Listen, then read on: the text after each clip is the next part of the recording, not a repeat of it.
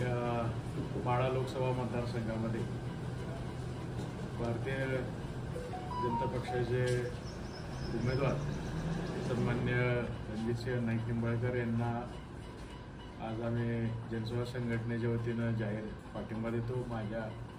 कुर्ते आणि स्वर्गीय प्रतापसिंह मोहिते पाटील साहेबांवर प्रेम करणारे सर्व कार्यकर्त्यांना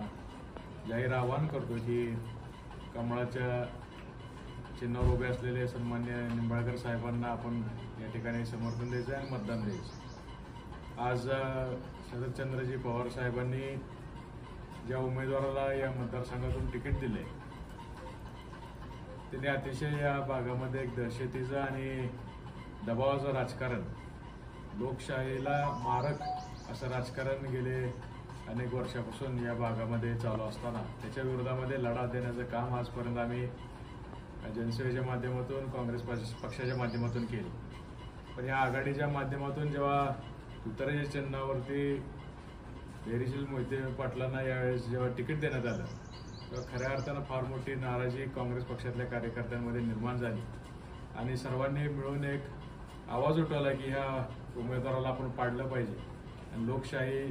जीवन ठेवण्यासाठी, भयमुक्त वातावरणामध्ये इलेक्शन पार पाडण्यासाठी भाजपची ताकद आज आम्हाला वाढवायला लागणार आहे। म्हणून आम्ही या ठिकाणी जाहीरपणे कमळाच्या चिन्हावर उभे राहिलेले उमेदवार सन्मान्य रणजितसिंह नाईक निंबाळकर साहेबांना आम्ही पाठिंबा देतो।